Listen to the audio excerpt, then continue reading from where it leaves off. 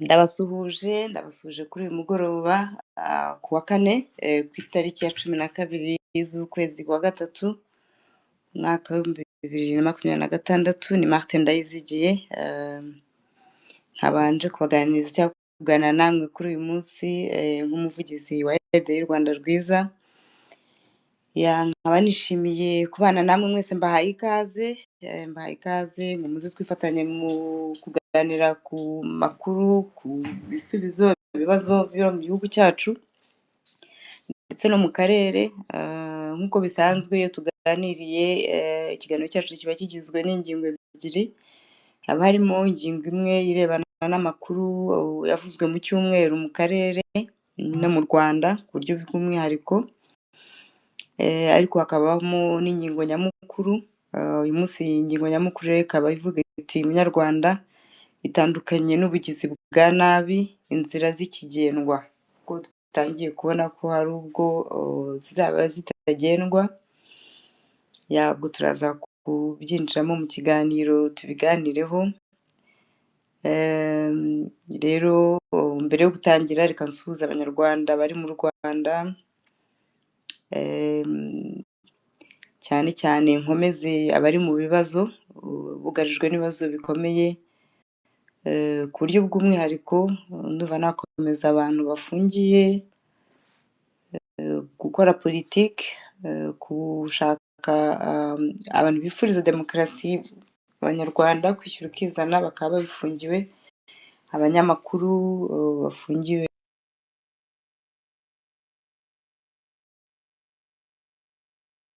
bahohotewe mu buryo bukomeye, basenyerwa amazu yabo, babuzwa gukora umurimo wabo, yaba ubworozi, ubuhinzi cyangwa gucuruza. Abantu bita abazunguzayi bose ndabakomeje mbabwira ko tubazirikana, dukomeza kubakorera ubuvugizi, ndetse ko nabo tubafasha kwifatanya natwe muri uru rugamba.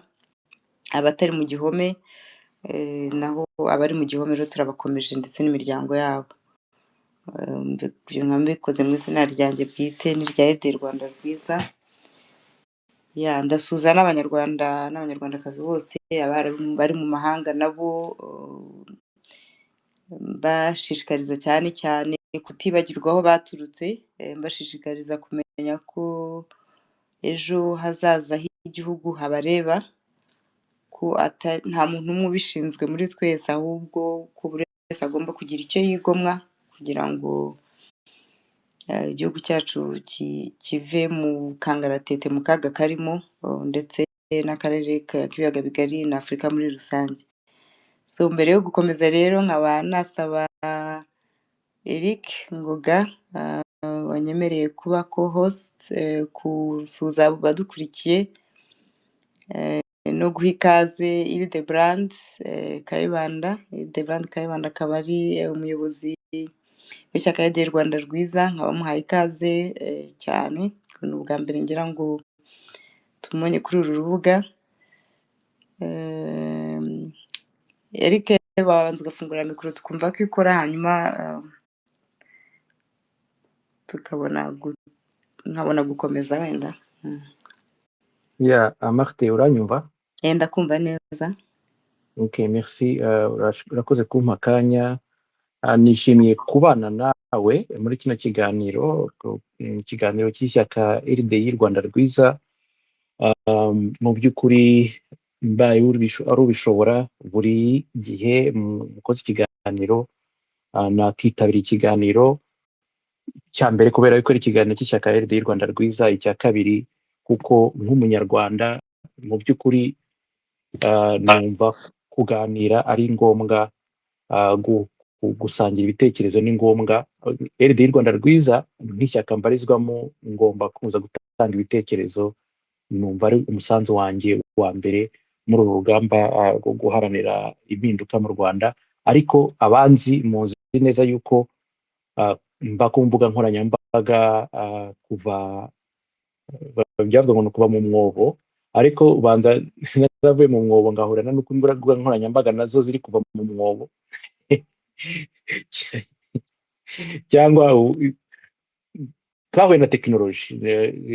mu myaka nk'itanu itandatu ishize nibwo abantu batangiye kujya ku mbuga nkoranyambaga cyane, za YouTube ziraza, Space ndateza ko zaje nyuma gatoya, ariko iyi opportunity abanyarwanda dufite yo kuba twakwica tukaganira tugatanga ibitekerezo ni ikintu gikomeye cyane. Ndi kubona muri Space radio Iteme Achille, ndi kubona Sheila, ndi kubona Rugaba, ndi kubona Owen, ndi kubona François n'abandi. Aba ni abantu duhura ku mbuga nkoranyambaga nyinshi, duhura mu bikorwa bitandukanye, byose bifite intego imwe y'uko u Rwanda ruba igihugu cyigenga, tutitaye aho umuntu yabarizwa mu buryo bwa politiki, kuko mu by'ukuri icyo ni ikindi kibazo, ariko igikenewe cyane ni uko twumva yuko tugize urubuga tubasha kuganiriramo uburyo dukemura ibibazo by'abaturage. Icyo ni ikindi kibazo, ariko ikibazo cy'igihugu gifite umutekano, gifite ubwisanzure, ni ikibazo abanyarwanda twese duhuriyeho. Niyo mpamvu duhurira muri Space nyinshi zitandukanye. Sinzi, ntago Kayibanda Hildebrand ndi kumubona, perezida wa RDI Rwanda Rwiza, sinzi niba uri kumubona na Martin. Ndamubona ariko ariko ndabona ari kuvuga. yamanutse, ntabwo nzi uko byagenze. Ubwo ngubwo ni ukureba kumwoherereza Mike, sinzi uko bigenze. nari mbonye mu kanya ariko ntacyo, twaba dukomeje igihe ari bushobokere yongere azamuke.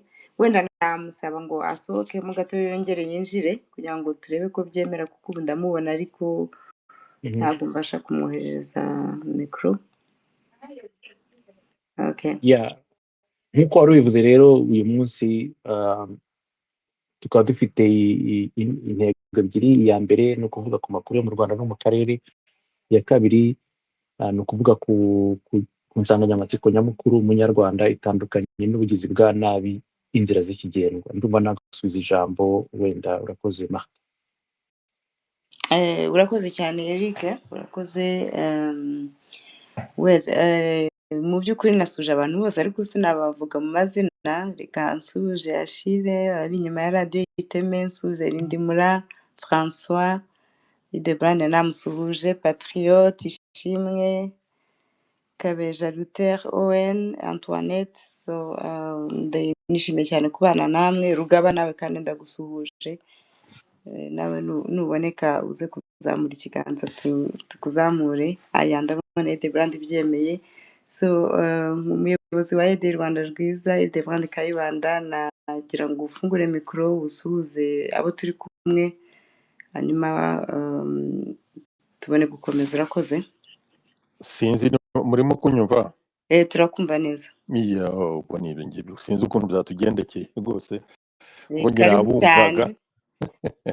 Karibu cyane mu kiganiro. Ni ubwa mbere tugize amahirwe yo kukugira, ubwo twizeye ko dufitiye ijambo ryiza.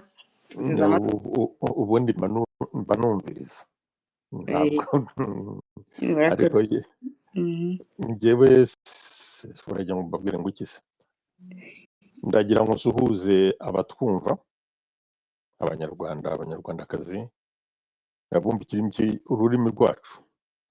Mbashimire kandi kuba mwafashe igihe cyanyu, abari mu Rwanda, abari mu Burundi, abari he n'abari mu mpunzi. Ubu ngubu abenshi burishe, dufite saa 2 za nijoro, ubwo harimo afite saa 4 n'iki. Ariko nagira ngo mbasuhuze, mbashimire kuba mwafashe igihe cyanyu kugira ngo mutwumve, kugira ngo tuganire. Nshimire aba bantu bacu bo muri RDI bavuze bati reka dukore iki kiganiro nk'uko babyiyemeje, buri wa kane bazajya batuganiriza ku bibazo bijyanye n'iwacu, ku bibazo tugomba gushakira ibisubizo. Ntabwo ari bo bonyine bano bategura ikiganiro, ibibazo ni ibyacu, ni twebwe tugomba gushaka ibisubizo. Rero hari numvise iriya ndirimbo mwashyizemo mutangira y'intwari. Intwari ni twese, uko nayumvise rwose iriya ndirimbo. Twese turi intwari, twese tugomba kuba intwari, icyo cyangombwa. Turi intwari, bavuze bati ngo abo basudira, abo bubaka, bagira gute, twese turi intwari, ariko mu byo turimo tumenye ko tubikorera u Rwanda, tubikorera abanyarwanda. Hanyuma uyu munsi mwavuze muti tugiye kuganira ku byitwa umunyarwanda itandukanye n'ubugizi bwa nabi, inzira z'ikigendwa. Inzira ubugizi bwa nabi rero ntabwo twese turabizi, ntabwo ari ukuvuga ngo wagiye wakubise umuturanyi wagize gute. Iyo uwo muturanyi mutabanye neza, iyo umuvandimwe mutabanye neza, ibyo ngibyo nibyo bita ubugizi bwa nabi. Iyo ugiye ukajya gufata ibitari ibyawe, ukagenda umuntu ukamwambura ibye kandi ubizi neza ko atari ibyawe, uzi ko ari ibye, ukabifata ngo kubera ko waba ufite ubutegetsi, ukabyitwaza kubera ko waba ufite ingufu. Ibyo bintu rero tubivemo, turebe ukuntu tubana nk'abavandimwe, turebe ukuntu ibi biganiro tubikomezanye twese, hanyuma ahubwo turebe ukuntu twubaka u Rwanda rw'abanyarwanda, u Rwanda rwiza.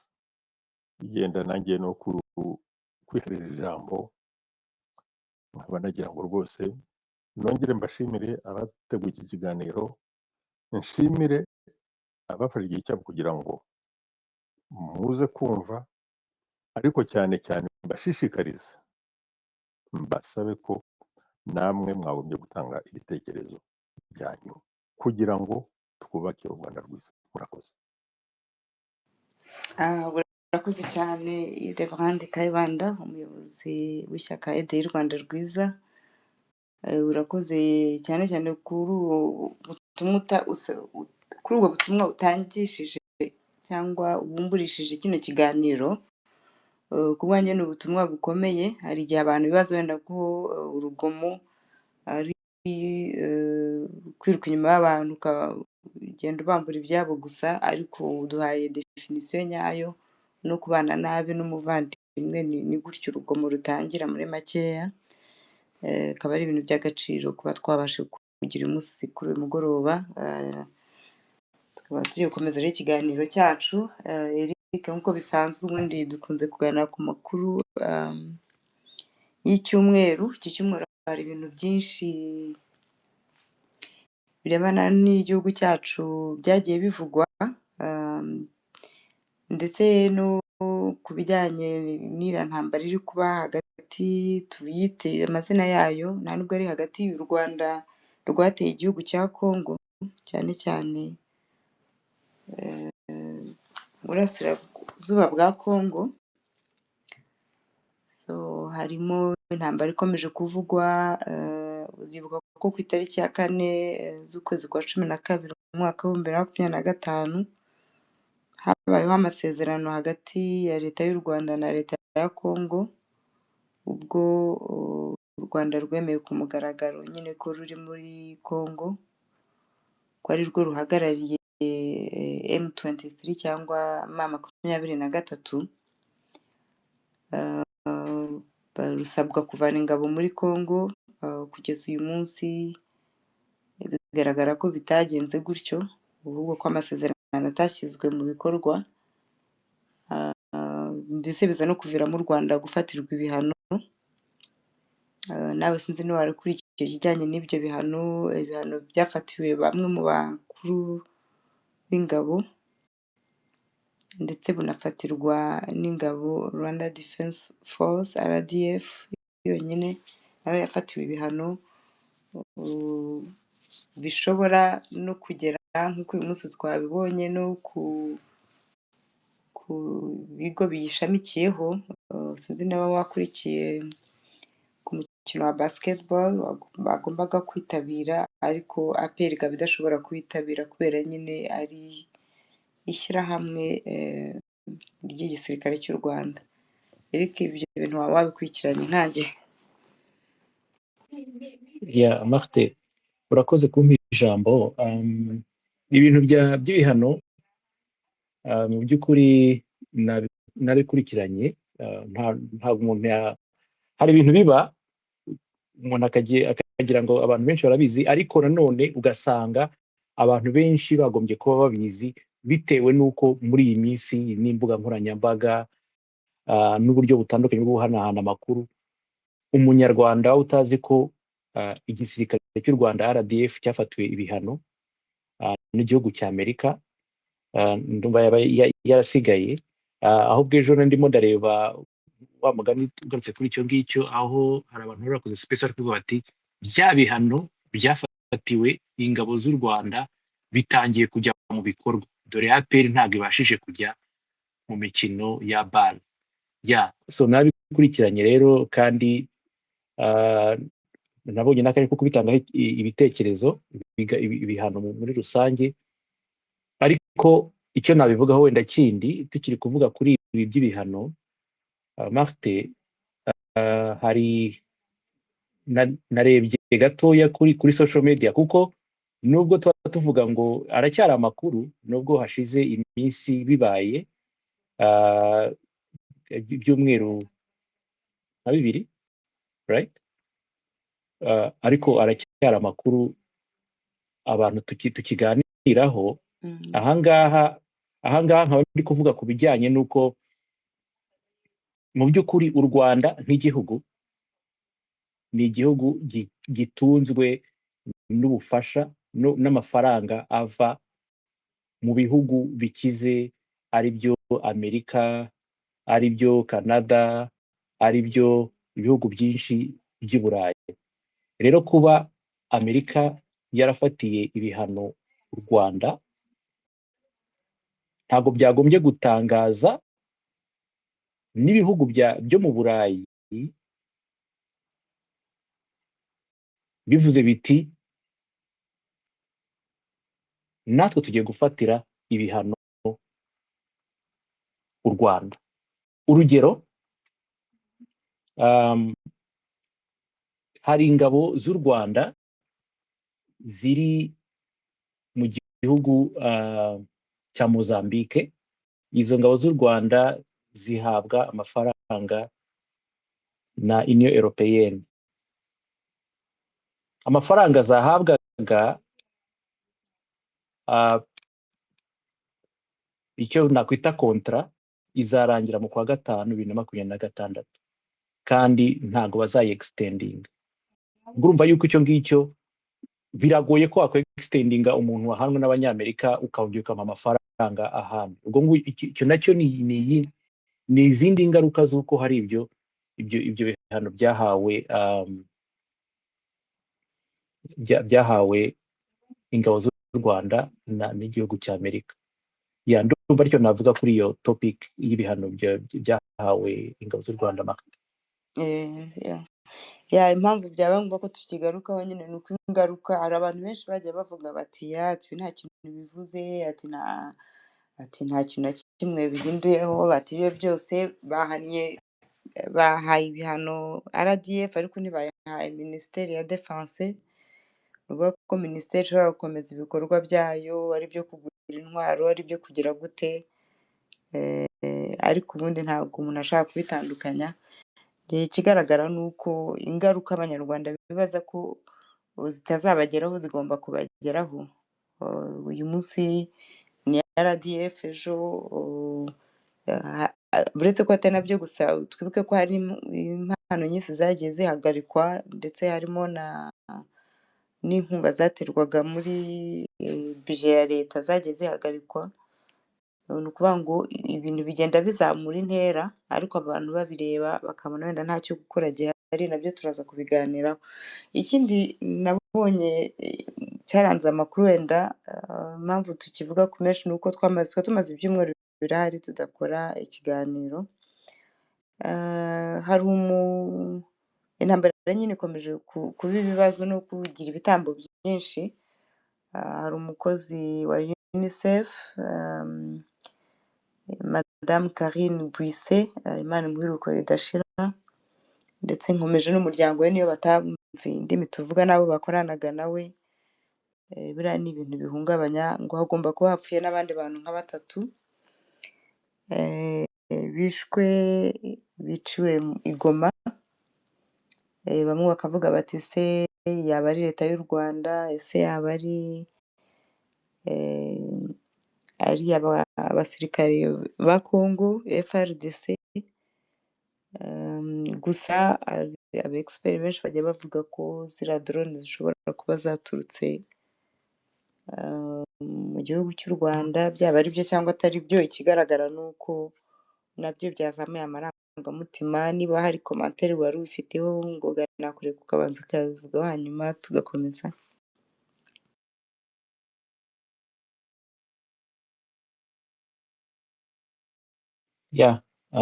Ndahari.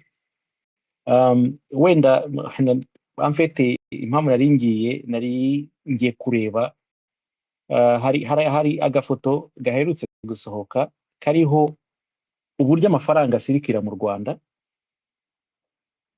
yose aca kwa Perezida Kagame, aca mu biro bya Perezida Kagame. Iyo ugiye ku ruhande rw'abasirikare, murabizi abasirikare, sinzi ikintu MMI ni iki. MMI ni ikigo cy'abasirikare cy'ubwishingizi Europass kibavuza. Ni icy'ubwishingizi. Hanyuma noneho hakaza na CSS Zigama, akaba ari banki y'abasirikare. Noneho hasi hakaza amakompanyi, imwe yitwa Horizon Group, iyo ngiyo ni y'abasirikare. Hakaza Ngari Holdings, iyo ngiyo nayo ni y'abasirikare. Noneho ukajya mu buhinzi n'ubworozi, bafite ibikorwa mu ikawa, bafite ibikorwa mu buhinzi bw'ibigori, bw'imyumbati, bw'imyembe, mu buhinzi bw'inanasi na soya, bafite ibikorwa mu bikorwa byo gutunganya amata. Donc noneho bajya muri Horizon Construction, Horizon Isopirwa, Horizon Logistics. Icyo ni ikintu kigaragaza yuko mu by'ukuri igisirikare cy'u Rwanda gikora ubucuruzi. Burya hari mu Kinyarwanda biravuga ngo nta wanga ijana mu rindi. Iyo baguhannye, ahubwo Eric, wari uzi ko bafite n'amangazini yabo atagira imisoro? Ni ukuvuga ngo ibicuruzwa byo aho abasirikare bahahira byo ntabwo byishyura umusoro, bakabihaha nyine tax free, nk'aho atari mu gihugu cyabo, nk'uko igihugu ibicuruzwa iyo bisohotse mu gihugu bikajya mu mahanga ubundi niho babikuraho umusoro, ariko bo bafite ubwo burenganzira. Icyo ni ikintu mu by'ukuri bakaba batanga impamvu ivuga yuko ni ukugeza gufasha abasirikare, ariko mu by'ukuri umukene wese wo mu Rwanda yagombye kugira ubwo bushobozi. Hari amafaranga wagombye kuvuga uti umuntu uri munsi y'aya mafaranga reka tumukurireho imisoro yo guhaha. Ibyo nibyo byaba bifite esansi, kuko abantu bakeneye gutunga urugo mu by'ukuri, ariko ni bya bindi nyine gukoresha ibyo umuntu afite kugira ngo bahe uduhenda abana. Abo basirikare bumve ko bafite icyo batandukaniyeho n'abandi, babashe no kubakoresha mu bintu byinshi babakoresha bidafitiye inyungu igihugu cy'u Rwanda. Kuri icyo ngicyo uvuze, wihanganisha umuryango w'uyu Karine Buisse, nanjye reka nunge mu ryawe, naruhukiye mu mahoro. Nk'uko uvuze, ntabwo umuryango we ntabwo bumva Ikinyarwanda, nta nubwo ntekereza ko bumva iyi space yacu, ariko tugomba kugira ubumuntu. Mu by'ukuri ntabwo yishwe wenyine, yapfuye ari kumwe n'abandi basivile baguye mu gitero nyine kitarivugwaho rumwe mu by'ukuri muri aka kanya. Ibi ngibi byatumye ntekereza, wenda hari tweet ya Miyaya, ntabwo ndi kuyibona hano, ariko ndibuka muri make icyo yavugaga, aho minisitiri wa communication wa DRC yavuze ngo tuzi uburyo papa akora, tukamenya n'uko umwana we nawe akora. Papa ari we RDF, FPR, hanyuma umwana akaba M23. So ibi bintu byanyibukije ikintu kimwe muri 1991, 1992, 1993, 1994. Ndibuka bigeze kujya habaho ibitero bya za grenade, waba abantu batakiryama mu byumba bifite amadirishya, ukaba uryamye umuntu akaza agatera grenade mu nzu yawe igaturika bikarangira. Waba ugiye muri gare ukumva ngo barashe ngo tagisira iraturitse. Icyo kintu mu by'ukuri hari ikintu hari abantu babona opportunité mu byago no mu byaha. Icyo gihe niba mwibuka mu Rwanda hari harimo amashyaka menshi, nibyo hajemo na interahamwe, ariko na FPR ku rundi ruhande ibonamo opportunité yo kugikora ibyaha, ikavuga ngo ni interahamwe zabikoze. Nicyo kintu byanyibukije. Ikindi kintu natekereje, uyu mudamu w'Umufaransakazi wazize ubusa, mu by'ukuri nta musivili wagombye kugwa mu ntambara, ariko mwibuka abasivili bamaze kugwa muri no ntambara yo muri Kongo. Abantu benshi barimo baratinda ku kuvuga ngo ninde wakoze kino gikorwa cy'iterabwoba, ariko tuzi abakoze ibikorwa by'iterabwoba kuva iyi ntambara yakongera kubura mu burasirazuba bwa Kongo. Ari nayo mpamvu nicyo kintu gisekeje, niyo mpamvu n'ibi bihano biri gutangwa. Ntago bahaye ibihano RDF bivuye ku busa, byavuye ku makuru agaragaza uruhare bafite mu gufasha M23 mu byaha ikora muri burasirazuba bwa Kongo. Ahangaha wenda ndimo ndasoza kuri iki kibazo, ni ugutekereza uko ibi bihe bigenda. Mu kanya wahereye ku masezerano hagati y'u Rwanda na Kongo. Mu by'ukuri amasezerano yatangiye hagati muri 2025, harimo abaminisitiri b'ububanyi n'amahanga ba perezida baza mu kwa 12. Ibihano bya mbere bije muri uku kwezi kwa gatatu, ariko ikintu ntacavuga nuko hari processes ndende. Icyo abanyarwanda tugomba gukora ni ukumva, wenda tubiga mu kiganiro, mu gice cya kabiri cy'ikiganiro,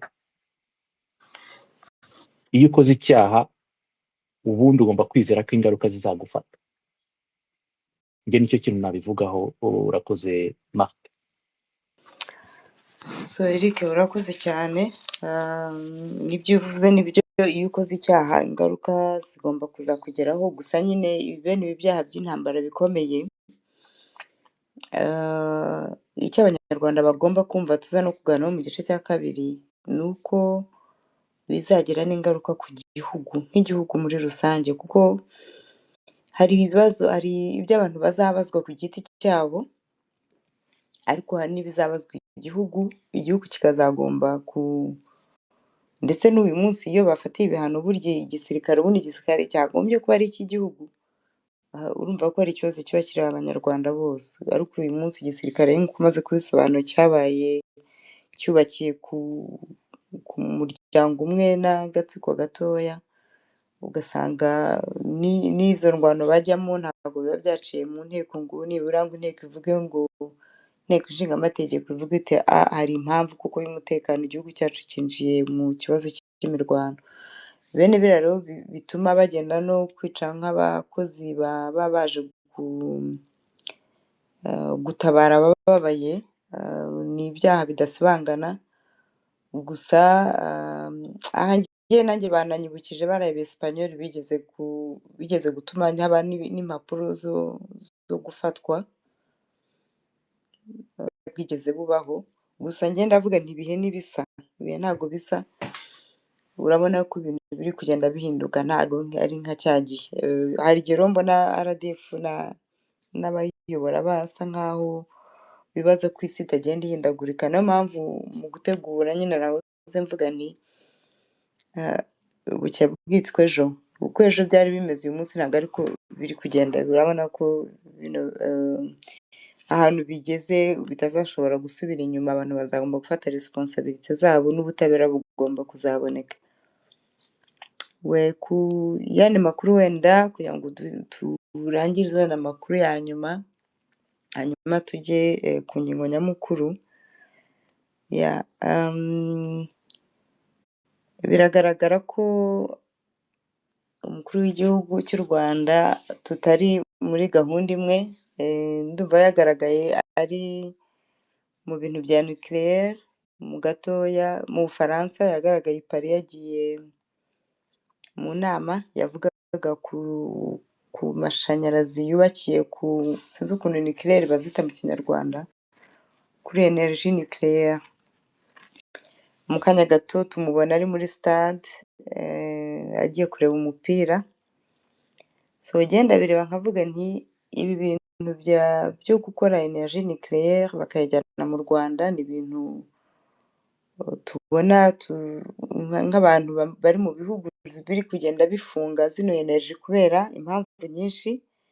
Impamvu imwe ni uko impanuka zayo iyo bene ziriya nganda zikora bene ari amashanyarazi zigize impanuka, bitera ingaruka zikomeye ku buzima bw'abantu, ku butaka, mu kirere, ku buryo usanga ahantu habereye bene iyo mpanuka bigeze kubahiruka kuba yabaye Chernobyl mu Burusiya, ari ahantu hadashobora kongera guturwa. Wareba ubuso bw'u Rwanda ukabona ko ari ubuso butoya, bukaba bigoye ko wavuga uti ahantu habaye impanuka mbese byagenda bite. Indi mpamvu ya kabiri yatumye ibindi bihugu biri kugenda bizifunga ni ukubera imyanda iva muri ziriya nganda, donc les déchets nucléaires. Ni imyanda igoye ntabwo iri biodegradable, ni ukuvuga ntabwo ari nk'uko wahata ibirayi ibishishwa ukabishyira mu murima bikazabyara ifumbire. Ibindi biri toxique, ni ukuvuga bifite ubumara bushobora no kugira ingaruka ku babyeyi ndetse no ku bana bataravuka, ku bintu byose bimera ku butaka, ku buryo akenshi ibihugu byagiye binayikoresha byajyaga bijya gushaka ahandi bijya kuyajugunya mu bihugu bya kure cyangwa mu bihugu bajya bavuga ngo bikiri mu nzira y'amajyambere. Ibyo bibazo byose ukaba nta hantu wumva bivugwaho, tukaba twumva ntabwo tuzi ko abanyarwanda bafite expertise muri ibyo bintu, kabone niyo baba barimo barabyiga none, tukaba twibaza ese iyi gahunda yaba kuko ari gahunda ifitiye inyungu abanyarwanda n'akarere, ese yaba iyifite ku buryo bw'imibare bihagaze gute, ese ubushobozi bwo kubakira kuri energie hydraulique nk'ukundi byagiye bikoreshwa mu Rwanda no mu karere, ubwo babonaga ko atari byo bifitiye inyungu akarere kurenza kujya kuzana tekinoloji abandi bari kugenda bafunga bahungira kure. Aha natanga nk'urugero nk'igihugu cy'Ubudage, santarare ya nyuma nucléaire bayifunze mu mwaka w'2023, nyine niyo mpamvu bavuga ngo bari kwimukira kuri les énergies vertes, donc ku mashanyarazi atazana ubumara, adatera ingaruka mbi mu kirere. Nkibaza rero ni iyihe mpamvu abantu bashishikariza ibihugu nk'ibyo nyine byakagombye kuba biri kwiyubaka kujya gukora ibyo bahisemo gufunga. Ntabwo nzi neza niba iyo umuyobozi w'agahugu gakennye nk'u Rwanda yisanga hagati y'abantu bamushyize kuri high table kugira ngo bavuge ngo ngo arashaka kuzana energy, ndetse hari n'ijambo yavuze ngo mu mwaka w'2050 ngo u Rwanda ruzaba rwavuye mu bihugu bifite n'intoya ngo ujye ngo muri high income, donc bigire revenu nini iri hejuru, nk'uko wavuga uti muri 2020 ni ukuvuga ni mu myaka donc muri 2050 u Rwanda ruzaba rufite mbese ubushobozi tuvuga ngo bwa wenda Amerika uyu munsi. So iyo mibare sinzi aho bayibariye n'icyo bagenderaho ukurikije ko u Rwanda n'ubu rukiri mu bihugu bikennye cyane ku isi. So icyo kintu nacyo nagira ngo igikomentingeho. Ikindi ni biriya by'umupira, bose uyu munsi abanyarwanda bararira ibiciro byiyongereye cyane, cyane cyane nk'ikibazo cya mituweli gikomeje kugarukwaho n'abantu batandukanye ndetse n'abanyamakuru, bavuga ko abantu batumva ukuntu bagiye babashyira muri za kategori ba nyirabyo, ndetse badafite n'ubushobozi bwo kwishyura, bakagira ndetse ntibagire n'uwo babaza ngo aba yabavana muri kategori runaka bashyira muri kategori runaka. Akaba ari impungenge abanyarwanda bafite, hakabamo n'ibyo babasezeranya ngo byiyongereye muri izo za mituweli, ariko ugasanga n'ibintu ibitaro byo mu Rwanda bidafite ubushobozi bwo gukora. Bakavuga bishoboka bite ko umuntu yakurira indege akajya kwicarira kwirebera umupira muri Paris Saint-Germain, kujya kurebera mu timu ye, abanyarwanda bari kurira, abana b'abanyarwanda bari gupfira muri Congo mu mashyamba mu mpamvu zidasobanutse, ndetse n'impunzi z'abanyarwanda zikomeza kwiyongera kandi zitabayeho neza.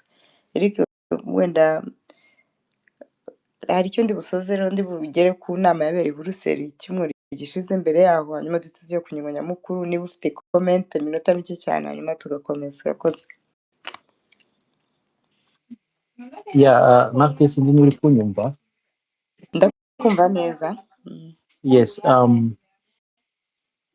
mu by'ukuri iki kibazo cya PSG n'ingufu za nucléaire birahura byose kuko bihuriye ku kintu kimwe. Reka mvuge quote aho Perezida Kagame ari kuvuga muri iyo summit yavuze ngo that is why we have decided to make nuclear energy central to our strategy.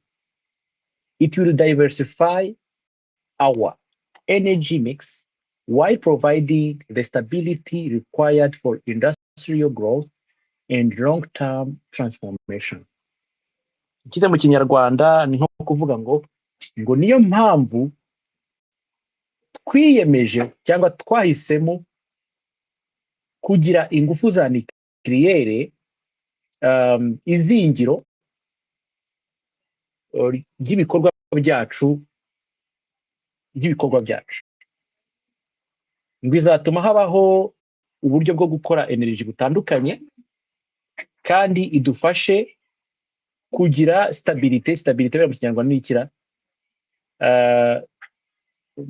mu Giswahili niho numva nabimenya umusimamo. Sinzi niba umusimamo mu Kinyarwanda byumvikana. Nanjye kuvuga hari umutekano ariko biragoye. Ya umusimamo, impagarike, reka tubyite impagarike, ngo byatuma habaho impagarike ikenewe mu gutuma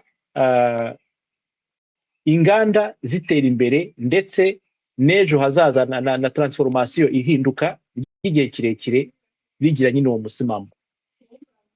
Impamvu PSG na nucléaire bihuje, yagiye muri PSG bamuha umupira nka kado, sinzi niba yagiye ku giti cye cyangwa perezida, ariko icyo nemeza neza nuko amafaranga atanga muri PSG ntabwo ari amafaranga ye, n'amafaranga y'u Rwanda.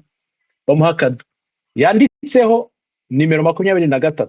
Asinzi abazi PK Kagame ku mu 2003 atorwa bwa mbere, yiba amatora bwa mbere kugera uyu munsi imyaka 23, ariko ubwo yibagiwe yuko no ku 1994 yatoreye yayoboraga muri Pasteur Bizimungu ku mu 2000. Pasteur Bizimungu akabukubita ishoti kugira ngo asigare ayobora ku mugaragaro abantu bamubona, ariko binyuze mu matora no mu guhindura itegeko nshinga no kwiba amatora nyine. Kagame amaze imyaka 23 ku buryo yumva ashobora kubyambara ku mupira avuga ati maze imyaka 23 mbayoboye. Ariko ikintu gikomeye ni iki, yafashe amafaranga y'abanyarwanda ayajyana muri PSG ikamuha gifts ku giti cye nk'umuntu. Donc none hajyana bihuza na biriya bya nucléaire. Abanyarwanda reka ikibazo nkibaze hano twese turi kumwe. Abanyarwanda nka community, nk'umuryango, nk'igihugu twifuza iki? Mukanya wavuze yuko Abadage biyemeje kuva kuri ku ngufu za nucléaire hashize imyaka. Ubwo nandi mu gihugu cya Swede, Stockholm byo yari ifite objectif yuko mu 2050 batazongera gukoresha ikintu icyo ari cyo cyose cyohereza mu kirere umwuka uhumana, kubera yuko bafite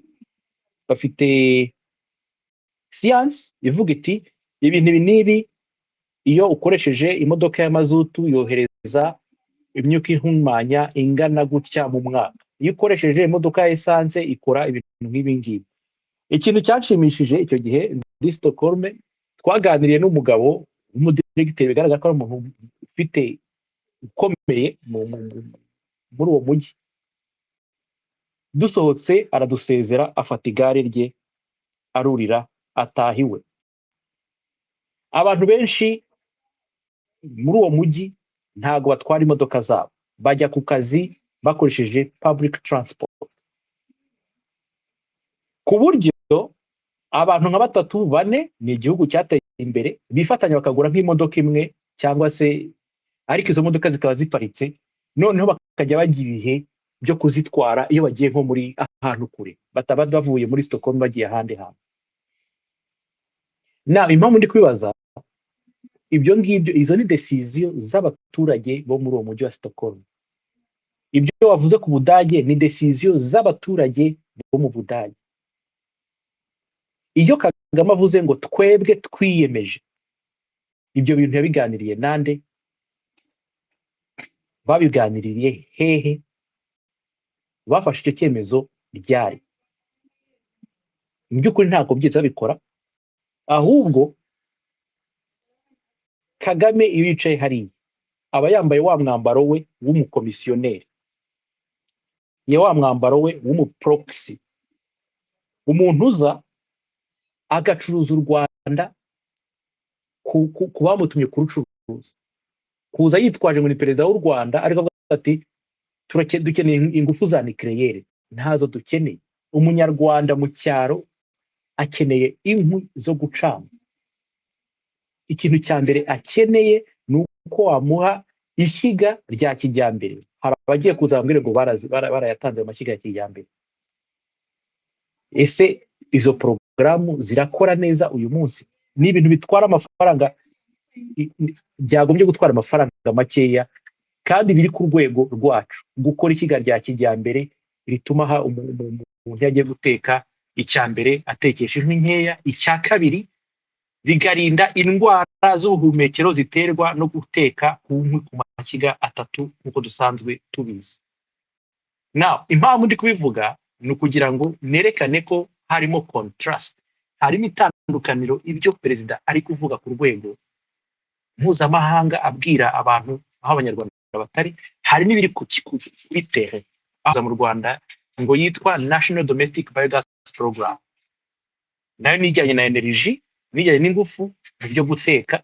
Iyo program yarafeyirinze, amafaranga yagiyemo yose amenshi yagiye mu manama no muri za training zo kwigisha uko bikora, ariko ibyo bigega ntibyigeze bikora, ntibyigeze bigira umusaruro.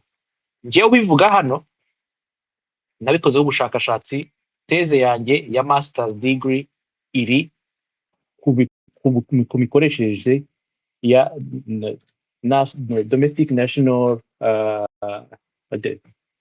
domestic biogas plants, kandi rezita zavuyemo nuko ntago bikora mu Rwanda. Bitabujije yuko ugiye muri Stockholm Stockholm nk'uko nari mbivuze wenda ndimo ndasoza, bafite bisi zitwarwa na biogaze. Ya biogaze yananiwe gukora mu Rwanda kugira ngo iyo yacana ishyiga rimwe, muri Europe bayikoresha gutwara imodoka. Iki ngiki ndi gusoza, ikibazo dufite mu Rwanda ntago ari tekinoloji ziri ku isi, kuko tekinoloji zirahari uyu munsi, abantu benshi barazizi ko zikora. Ikibazo dufite mu Rwanda nabyumvishe, ntago na bindi bintu Kagame yavuze ati tuzagira n'inzego zimeze neza. Kagame amaze imyaka 23 uko byanditse ku mupira, wari perezida wemewe wiyemeje, ariko amaze imyaka irenga 30 na areberera u Rwanda, ariko ntago aragira. None se no ngutama avuga igihe kirekire avuga ni iki? N'imyaka 30 ishize ataragera ku gukemura ikibazo cy'ingufu ibicanwa ku rwego rwo hasi, akaba ageneye no gukoresha energy nucléaire kugira ngo abigereho. Ikibazo abanyarwanda dufite ntago ari tekinoloji, ikibazo abanyarwanda bafite ni ukwizera inzego. Yakora ibusiyo batajya bavuga ngo ya ruswa bavuga ko itabaho, mu Rwanda ica mu buryo bwo gukora projet za baringa, abantu bakabona amafaranga, andi mafaranga menshi akabona uko yinjira muri FPR, mu muryango wa First Family wa Kagame n'umugore we. Ndumva araho nasoheza Martin. Merci.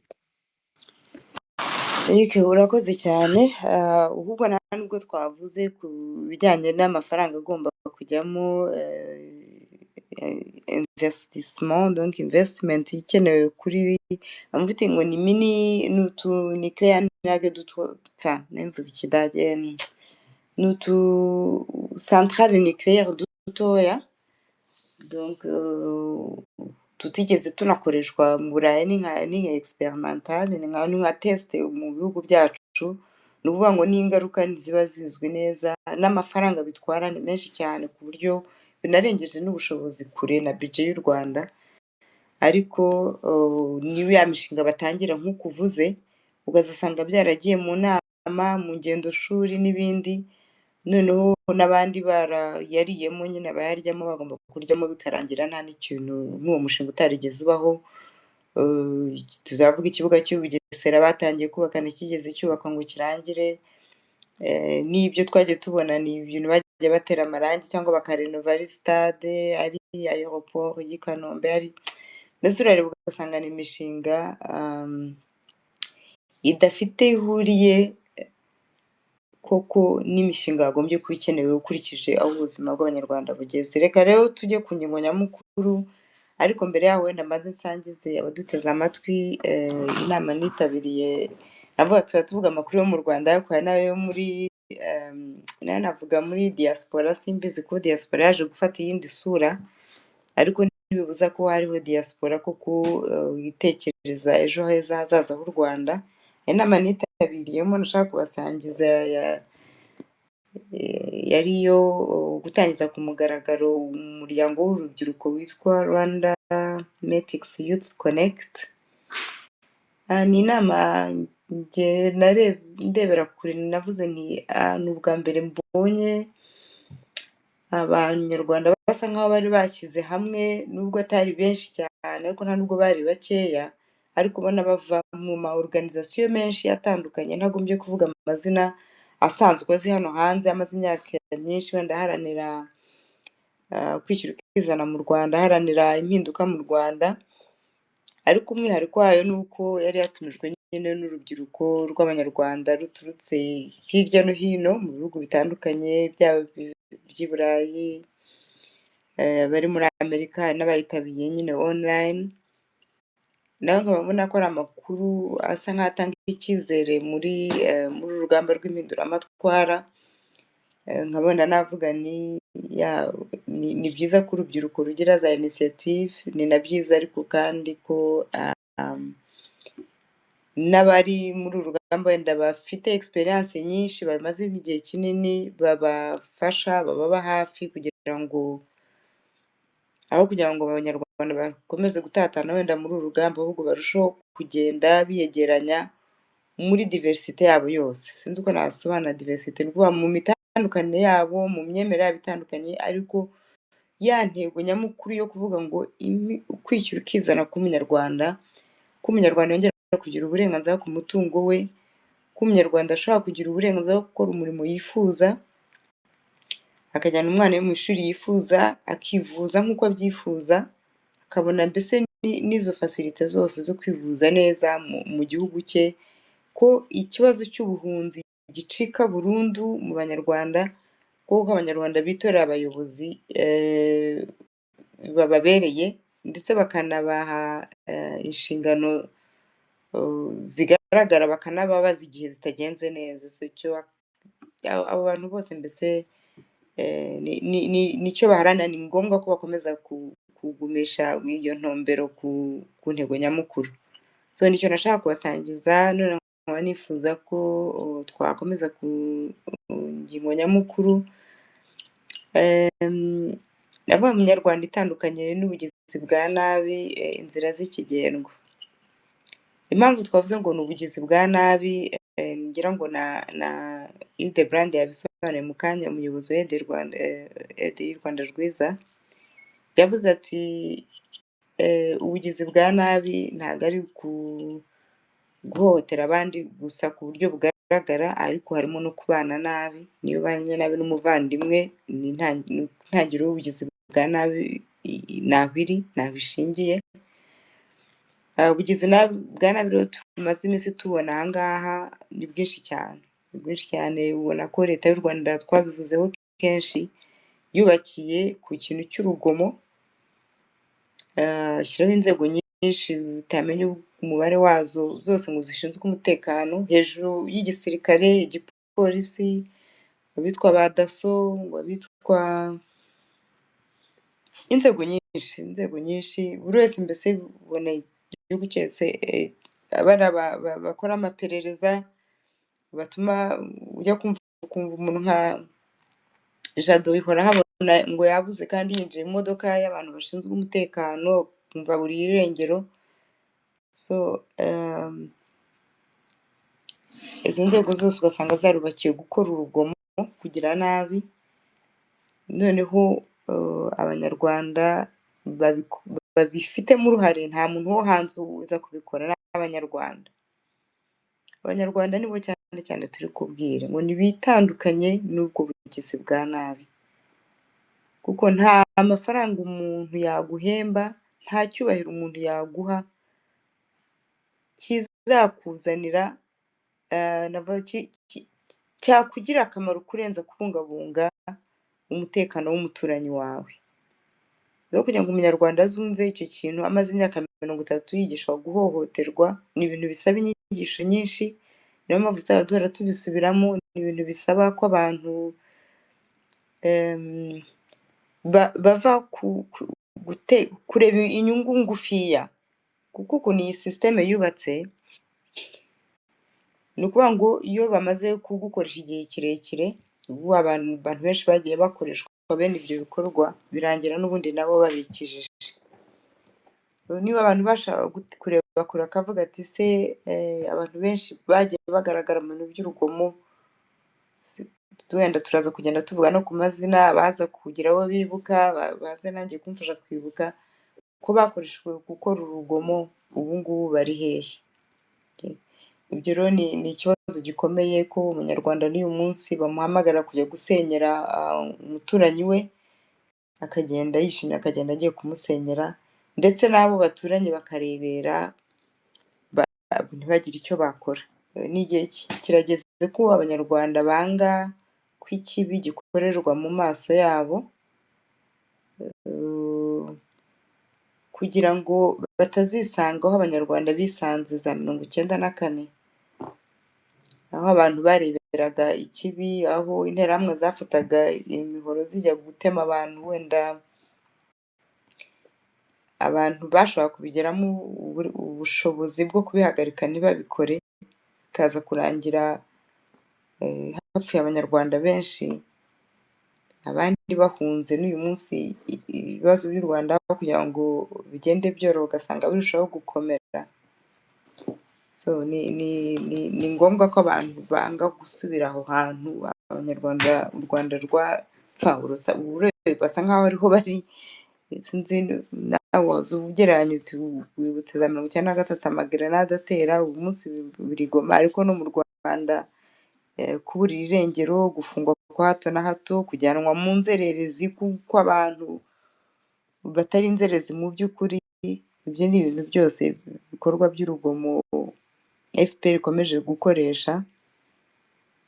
So tukaba duhamagara nyine abanyarwanda kwitandukanya nabyo. Impamvu tuvuga ngo inzira z'ikigendwa ni uko ibintu byose tumaze kuvuga mu makuru, ibi bintu by'ibihano biri gufatirwa u Rwanda, umukuru w'igihugu mu by'ukuri batari kumwe mu rugamba kuko we yidodeyeho sisiteme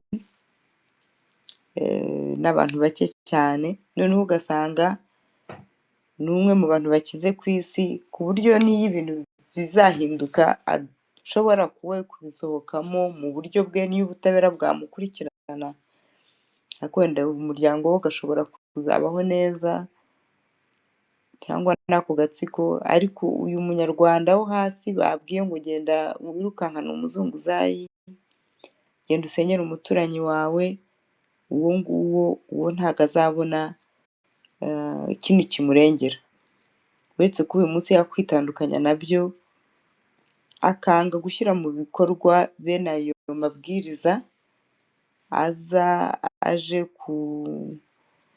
kumutegeka gukorera ikibi mugenzi we. So Eric, nakureka gatoya ukagira icyo ubivugaho, noneho nkagaruka ndevelopa gatoya yisije niba uri kuboneka. Urakoze. Marthe ndahari. Kuri iyi sije yo kuvuga kwitandukanya, umunyarwanda itandukanye n'ubugizi bwa nabi, inzira z'ikigendwa, iyi sije iroroshye kandi iranakomeye. Impamvu yoroshye ni uko ikibi kirazwi. Dufate urugero, reka nsubire muri 1994, umuntu barimo baramuhiga, aje iwawe arakubwiye ati rwose mbabarira ibya none ndare hano, kandi toya bataza kunyicana nawe. Icyo ni ikintu kirukoze, waba bitewe n'ubugwari, waba bitewe nuko uwo muntu apfuye ntacyo bikubwiye, waba bitewe ko ushobora no kuba umwanga ukaba udafite ingufu zo kumwica, ariko ugize Imana wabona umwica. Icyo ni kibi, ariko ntabwo bigize icyaha. Ntabwo umuntu yakujyana mu rukiko ngo aguhane, ariko umuntu yakugaya abimenye, cyane cyane ugize ibyago, wa muntu wanze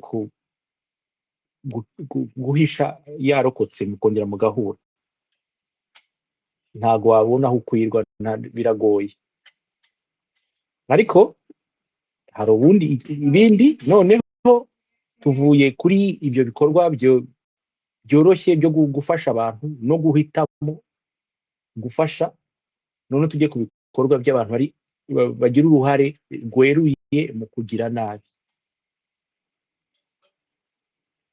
Dufate urugero, wa muntu ubonye ntabwo muretse ngo yinjire mu nzu yawe, ariko abonye aho yikinga hirya y'iwawe, abamukurikiye barahageze, arabwira uti dore ngahariya, dore ntihariya yishe.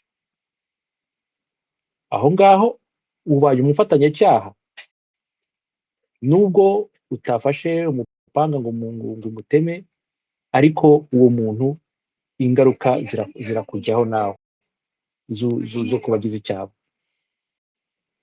Tukaza mu 2026,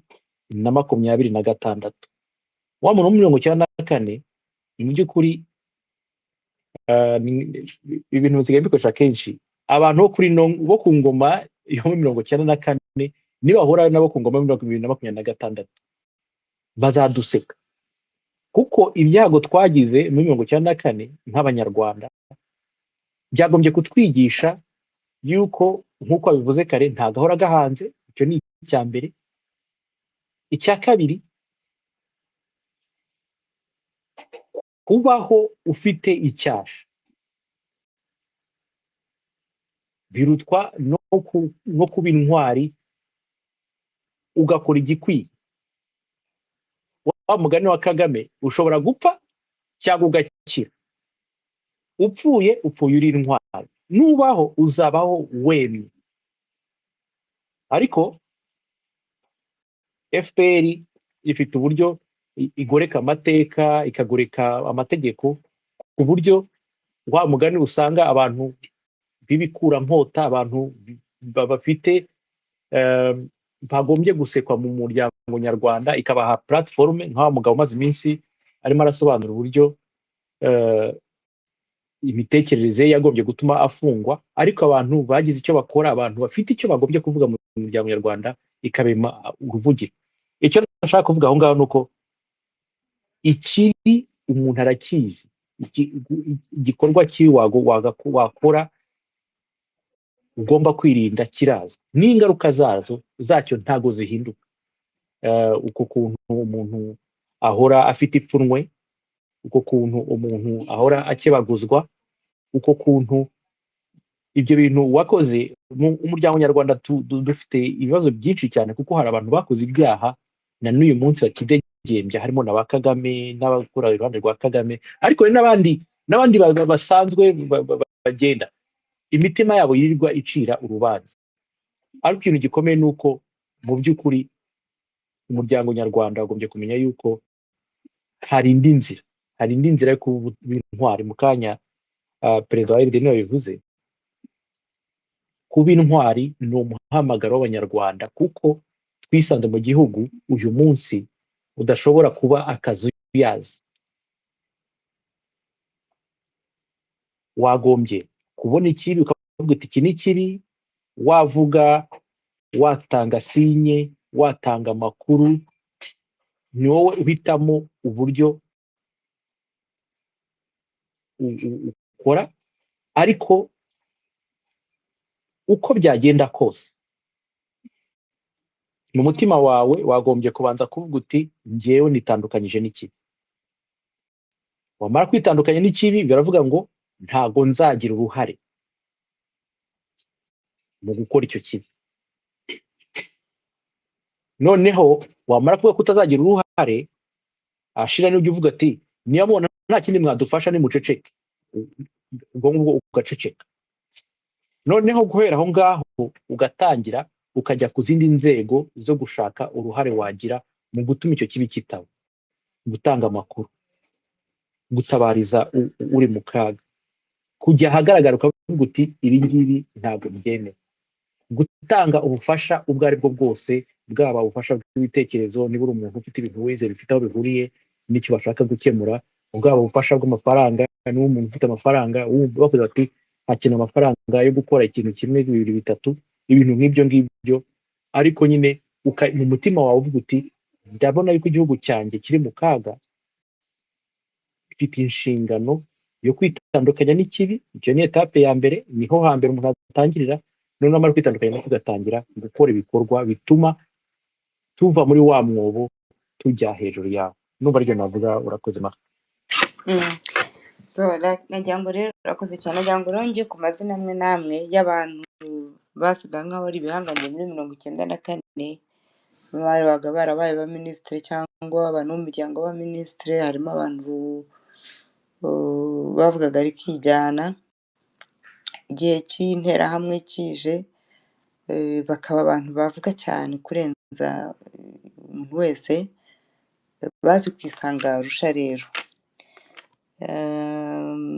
hari nkaba Jean Kambanda, we yakatiwe, ariko Jean Kambanda sinzi niba mubyibuka, yarakatiwe aza kwicwa, ngira ngo kuraswa. Ariko hari Pauline Uwo ni Karamira, uvuze. Karamira niwe wishwe. Jean Kambanda we yakatiwe burundu arusha. Kambanda Jean, ya minisitiri Exact. w'intebe Yari minisitiri w'intebe haza mu gihe Pauline ku ngoma y'abatabazi voilà ku ngoma faut y'abatabazi. ajouter ça Pauline yeah. Nyirabasuhuko yari umugore wa Ntahobari. Mhm. Umugore nawe yahamijwe yabaye kondane ku prison à vie. Abo ni abantu batigeze bafata umupanga bajye mu muhanda. Ni amagambo yabo gusa.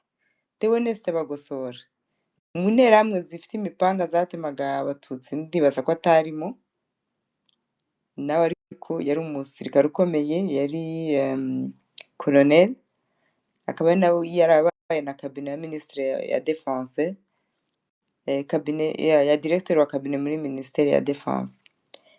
Nawe bamushyize ku myaka 35, yabanje gukatirwa burundu birangira bamuhaye imyaka 35. Uwitwa Augustin Bizimungu yari chef d'état major. Nyuma y'aho indege igwiriye nawe imyaka 30 muri prison, nawe nta mupanga yafashe.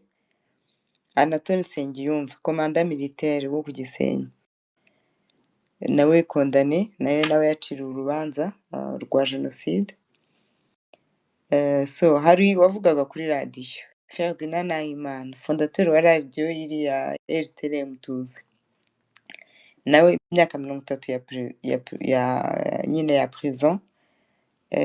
Jean Bosco Barayagwiza nawe yabaye kondane nyine muri kubera jenoside. So, impamvu mbivuze ni uko hari abantu muri iyi minsi bavuga amagambo ukibaza niba bazi ibihe turimo, kuko ari amagambo yose bavuga ateranya abanyarwanda cyangwa ahohotera abanyagihugu b'ibihugu duturanye. Reka mbavuge amazina. Harimo umuntu bita Senateri Evode.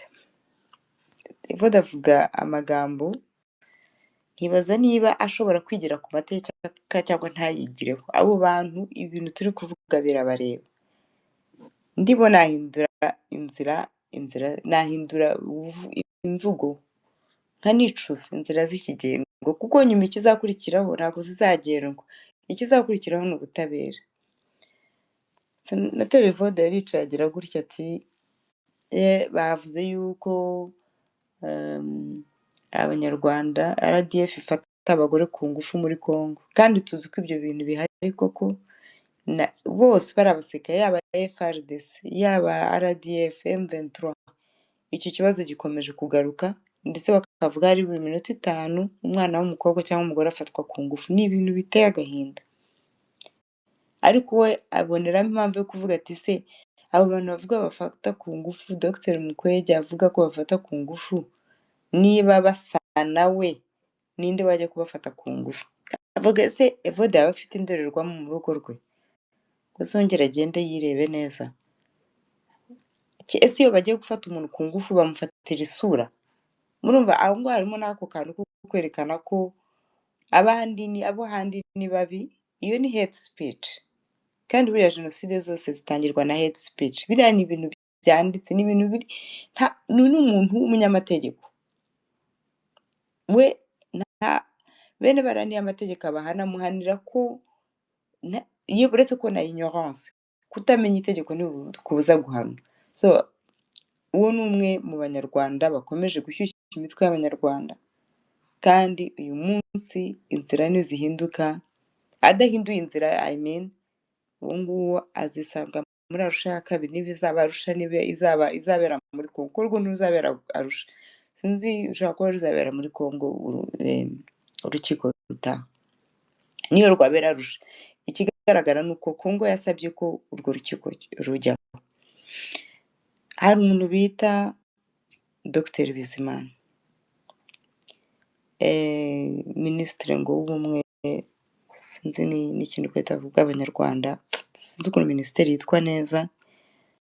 Nawe akomeje kugenda asubira mu banyarwanda, mu mazina yabo, mu bisekuru, mu gushwanisha abanyarwanda. Ndavuga se abantu bataye ubwigenge ku buryo neza bimeze nk'icyo gihe nyine cy'interahamwe neza, ariko ubu ushaka kuvuga uti 1 to 1 nta ushaka kubona difference. Naho unabonaga umuntu yagombye kuba ari nabi. Umubyeyi ufite abana yagombye kuba ari umuntu uzi gutandukanya icyatsi n'ururo, ariko ugasanga arimo aravuga ibintu ameze nk'uwahanzweho, nk'umuntu udafite independance d'esprit, nk'umuntu watakaje ubwenge, udashobora kwicara ngo avuge ikintu wumve koko gifite base scientifique, ni ikintu kizima, ahubwo arimo aravuga ibintu byo guhakirizwa byo kugira ngo abonwe neza. Utuma twishima ni benshi, baracyahari, ni benshi cyane. Abo bantu bongere bagende basome muri aya mazina nasomye, nta nterahamwe yari ifite umupanga irimo. Bari abantu bari mu myanya y'ubuyobozi, ariko hari abantu baje kwisanga. Abanyarwanda benshi nibatitonda, abanyamakuru, reka abanyamakuru nabo tubibutse, abanyamakuru bari gukomeza kurebera ibi bibi. Umunyamakuru akikora akava mu Rwanda akagiye ngo muri zone ya M23 ngo agiye gufotora, ngo agiye gufata amavideo, bakaza bari kubyina intsinzi. Abo bantu bose bamenye ko bene ibi byaha by'intambara bidashira. Ukuntu ibi bintu byose mbese bigenda bizana nabyita ngo iki, amfite hari ukuntu batera imbaraga urubyiruko narwo ngo ruze muri ibintu byo gutukana. N'uru rubyiruko reka narwo ndubwire rero, ni ukuvuga ngo hari amahitamo umuntu wese afite ku giti cye, nta muntu ushobora kubiguhitiramo. Amahitamo ni ayahe? Amahitamo ni ukumenya ko umuntu ari nk'undi, ashaka abe muremure, ashaka abe mugufi, ashaka abe umunyekongo, ashaka abe umunyarwanda, ashaka abe umurundi. Ibintu byo guteza inzangano hagati y'abanyarwanda n'abanyagihugu duturanye, ibyo ni ibintu FPR yimitse, ibyo ni byo bintu twebwe turwanya, kandi nzi ko tutari twe twenyine, n'abafatanyabikorwa bacu ariko urunana n'abandi wenda ndarimo kumvuga aha ngaha muri aka kanya. Ni ukuvuga ngo umunyarwanda mwitandukanye. Impamvu tubivuga ni uko turi gusoma ikirere tukabona aho ibintu biri kugana. Ahantu biri kugana ntabwo ari heza ku banyarwanda, ariko cyane cyane ku bantu bari kubyijandikamo bazi ngo bari kubona faveur z'igihe gitoya, ngo bampemuke ndamuke, bakira kuri bya bintu bavuga ngo ingoma mbi urayikeza kugira ngo inziza zagusange. Ndajya kuri abanyarwanda ko ibyo bintu bidashobora gukora.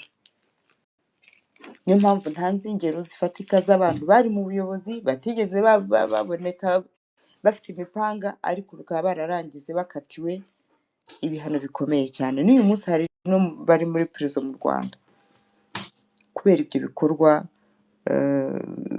byo kugira byo gushaka byo guhamagarira abandi kuvuga ubikozasoni, guhamagarira abandi ubwicanyi kabone nibo batabukora. So nkaba numva rero ikintu nashishikariza abanyarwanda b'ingeri zose ni ukwitandukanya n'ibi bintu, ari ibikorwa mu mvugo, ari ibikorwa mu nyandiko. Hari ibintu abantu bari kwandika hano ku mbuga nkoranyambaga ntibabone uburemere bwabyo. Hari n'abatwandikiraga bavuga ngo nkawe uri uwo gupfa, ngo wowe tuzakwica. Ibyo bintu ni ibintu bihanwa imbere y'amategeko,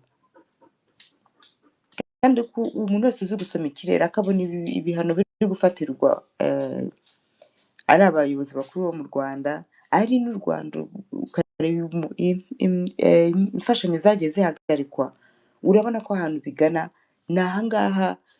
Leta yabanjirije iyi ngiyi naho yaciye, niyo process yaciyemo. Bahibwira iki kugeza n'ubwo bemeraga gusinya amasezerano babona ko kubera iki ko babaga bakase amafaranga nta kintu basigaranye, noneho ikintu cyose babwiye gukora bakagikora. Reka dusinye wenda amahoro ahinde, reka dusinye n'abasirikare ba FPR bataye amahoro ahinde, turebe ko twakongera kubona imfashanyo. Ariko uko byarangiye gute? Byarangiye bisanze ahantu uyu munsi nta no kongera kwiyubura, kandi bagiye bavuga ngo ejo tuzaba twagarutse, ariko kubera amabi menshi bakoze nibaza ko nta n'umunyarwanda wari kuvuga ati abantu nibongere bagaruke twongere twishime. So abanyarwanda rero bakeneye kubaka sisiteme nshya, bakeneye kunywa umuti ushaririye wo kuvuga ngo ibibi byabaye byarabaye, n'ibi biri kuba uyu munsi abantu bose bagomba kujya imbere y'ubutabera bakabibazwa, kuko igihe cyose nta butabera bwabaye ibisigaye byose aba ari ukubeshya. Igihe cyose abantu batabonye ubutabera ibisigaye byose ari ukubeshya. So noneho ubutabera nibumara kuba, abantu bubake ubushobozi, bubake inzego zigenga nyakwigenga, abantu bubake bashyireho amategeko atabogamye, amategeko koko yatowe n'inzego na inteko ishinga amategeko nayo yagiyeho ku buryo navuga ngo iki, ku buryo bwigenga, atari ibintu byo gushyiraho kubera inyungu z'abantu ku giti cyabo. Bafungure ekonomi, bareke abantu bakore, bareke gushaka kubishyira amaboko y'abantu bamwe. Ibyo byose ni byinshi duharanira kandi abantu bose barabibona ko bitagenda neza ariko bagaceceka. Barabizi, ntabwo ari uko batabizi, barabibona. Iyo babona ibiciro ukuntu byiyongera barabibona, imishahara yabo ntabwo yiyongera. Ese niba umuntu ahembwa miliyoni imwe ebyiri akabona ko biba bimugoye, yibaza ko umuntu uhembwa ibihumbi 100 abayeho gute? Yibaza ko umwarimu, ejo bundi twavuze ku barimu birukanwe, ubu byamaze kwibagirana, ni gutyo FPR ikora. Nta muntu ukibivuga, barirukanwe bararangiye, byararangiye. Ariko nka minisitiri ukiri aho ngo aricara akumva aranezerewe, we yibaza ko ntibakuriye imiryango. Ese abana babo ubwo bazajya mu ishuri? Ese ubwo ni u Rwanda rw'ejo? Hari igihe nshaka kuzamura n'amarangamutima kuri ibi bibazo, ni ibibazo bikomeye ku buryo bigoye. Radio Ashire, reka nkureke nguhe ijambo, ndibaza ko ushaka kuba uri no mu mwanya utoroshye. Karibu. Ndagusura. Yego, murakoze cyane, ndabasuhuza Martin, Eric n'abandi mwese muri iyi space. Ndabasuhuza kandi nongera kubanza kubashimira ku mwanya mwafashe kugira ngo mushyireho uru rubuga kugira ngo abanyarwanda baganire, abanyarwanda babyifuza, babishishikariye kandi bakunda igihugu cyabo.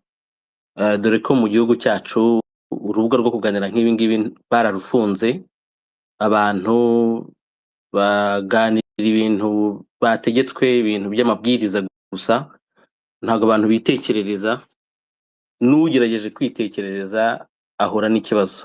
Ariko insanganyamatsiko mwateguye ndageza kugira icyo nyivugaho mu gihe kitari kinini, kubera ko tuba turi no mu zindi nshingano, ariko numvaga nshaka kuza gutanga uyu musanzu waje, cyane cyane ko Martin ibyo yavugaga byari ibintu bikomeye.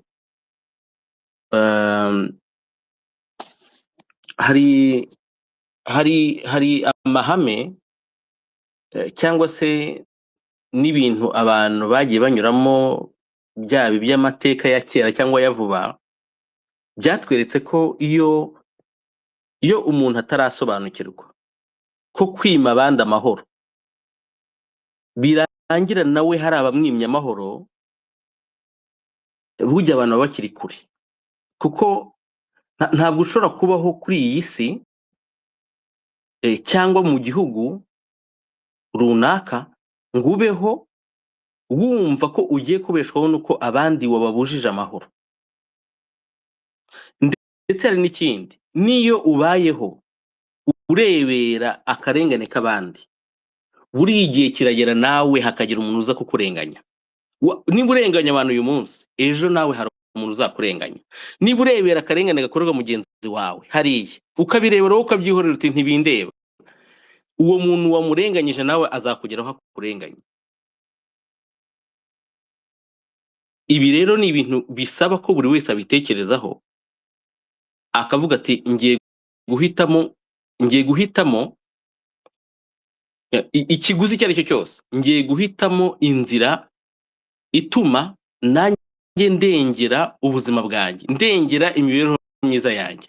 Kuko ibyo bintu byo kurebera cyangwa guhohotera abandi, mu by'ukuri uba urimo kwihohotera wowe uzi ko ukora, urimo kugumishaho umuco mubi nawe uzaguhitana, ugahitana n'abawe. Niyo mpamvu twagize abanyepolitike babi, bageze ngo bakaganza abanyepolitike beza ko twarabagize mu Rwanda, ariko abo abanyepolitike babi ni twebwe abaturage twabahaye izo mbaraga, kubera ko baraduteranyije, natwe turabyemera, turaza duhotera bagenzi bacu, turarebera, bukeye natwe bitwituraho. Iyo cycle ishobora gukomeza niba tudakangutse ngo ibyo bintu ngo tubyumve. Ayo ni amahame y'ubuzima ahantu hose nuko byagenze.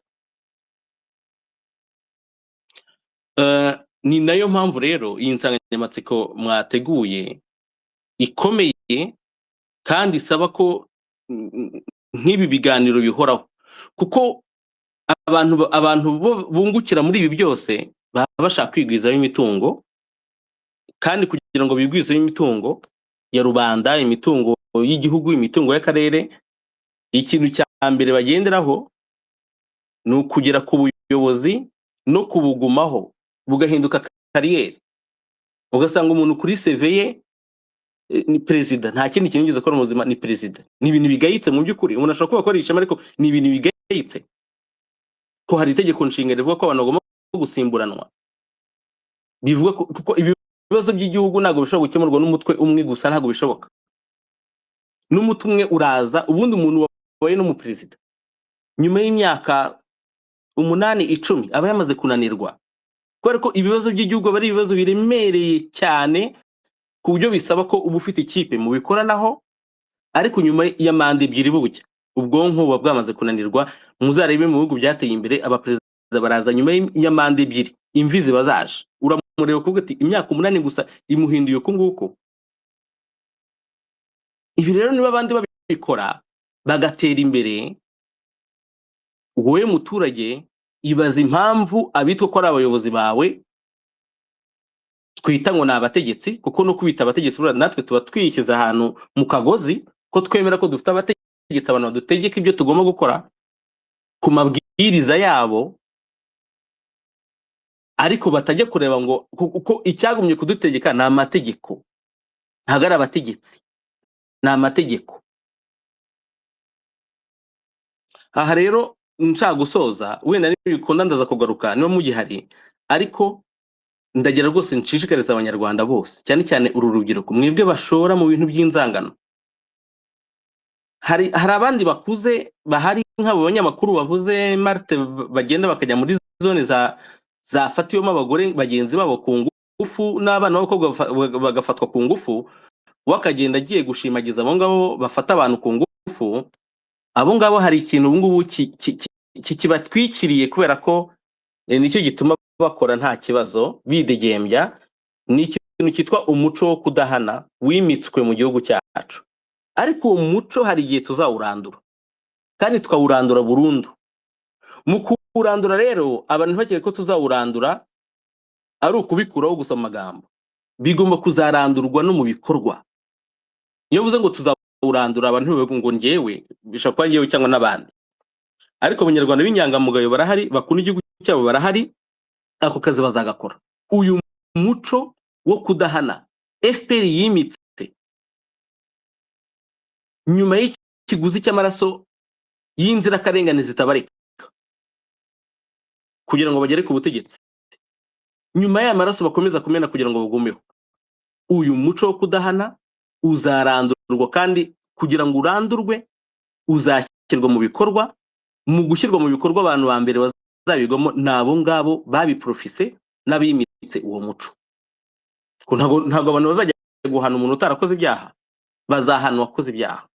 Abo bantu rero banibagirwa ko habayeho n'abandi bitwa ba Valeria Bemeriki bakora kuri za RTM. Buriya Bemeriki iyo umuntu amwereka ibyari kumubaho nyuma, ndibwira ko iriya RTM atari kujya kuyivugiraho, yari gutekereza kabiri cyangwa akabireka. Abandi namwe rero mukora ibyo bintu, n'abandi numvise ejo bundi bavuga ngo wabura u Rwanda se ngo karebera ngo Kongo ngo yinjiza FDLR mu gisirikare cyayo ngo gatuza. Muzi ko muri mu kuvuga ibinyoma n'ingaruka zabyo zituma hari urubyiruko rwitabira ibintu bya gisirikare, bazi ko ngo bagiye kurengera ngo ubwoko, bagiye kurengera ngo igihugu, ariko byose ari manipulation, byose ari propaganda mu bashyiramo. Ibi bintu bizagira ingaruka, kuko ibyaha byakozwe n'ibyaha byibasiye inyoko muntu birimo na genocide.